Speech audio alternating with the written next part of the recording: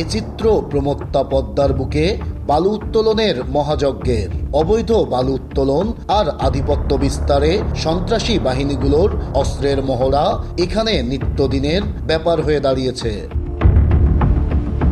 কুষ্টিয়া, রাজশাহী, নাটোর ও পাবনা অঞ্চলে পদ্মার বুকে সরকারের ইজারাকৃত দুটি বালুমহল থাকলেও অবৈধভাবে কোটি কোটি টাকার বালু তোলা হচ্ছে নাটোরের দিয়ার বাহাদুরপুর, ঈশ্বরদীর সারাঘাট, কুষ্টিয়া, পাবনার ডিগ্রির চর সহ 5টি পয়েন্টে, যার নেপথ্যে রয়েছে টনি বিশ্বাস, আবু ছাইদ খান, মেহেদি হাসান সোনামণি সহ স্থানীয় বেশ কয়েকজন প্রভাবশালী। জাকারিয়া পিন্টু, তার ছোট ভাই মেহেদি, তারপরে টনি বিশ্বাস, এরা অবৈধভাবে সারাঘাটের পাশে বালু উত্তোলন করে যাচ্ছে। অস্ত্র ঝনঝানি দিয়ে আমাদেরকে আতঙ্কে রাখে সবসময়, আমরা সবসময় জানের ভয়ে থাকি। অস্ত্র সহকারে একটা ডেজার থামাই দিল, বালুর নৌকা থামাই দিল, থামায় মাঝিদেরকে মনে করেন 2-4টা গুলি করলো, আতঙ্কিত করলো। এসব বাহিনীর সদস্যদের কর্মকাণ্ডে আতঙ্ক আর অনিরাপদ হয়ে উঠেছে নদীপথ। প্রতিনিয়তই চলছে অস্ত্রের মুখে চাঁদাবাজি। তুললাম আমাদেরকে টাকা দিয়ে, আমরা না দিতে চাইলে আমাদেরকে মারধর করে,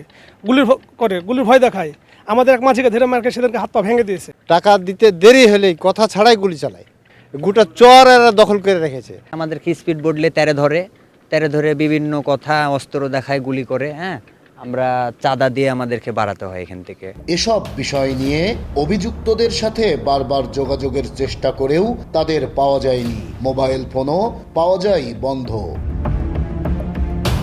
এদিকে প্রকাশ্যে পদ্মার বুকে অবৈধভাবে বালু উত্তোলনের মহা উৎসব ও সন্ত্রাসী গোষ্ঠীর চাঁদাবাজি চললেও এ বিষয়ে কিছুই জানেন না নৌপুলিশের কর্মকর্তারা। তবে অবৈধভাবে বালু উত্তোলনে জড়িতদের বিরুদ্ধে ব্যবস্থা নেওয়ার আশ্বাস জেলা প্রশাসকের। হাইকোর্টের নির্দেশে যেগুলো ওটাই তো এগুলো আমরা বন্ধ করে দিচ্ছি। ওর টেবিলে আমাদের কোনো শেল্টার নাই।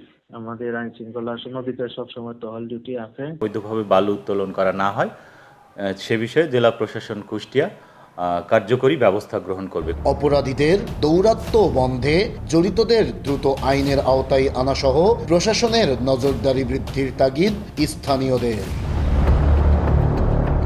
নাইদা সান্তিতাস, দেশ টিভি, কুষ্টিয়া।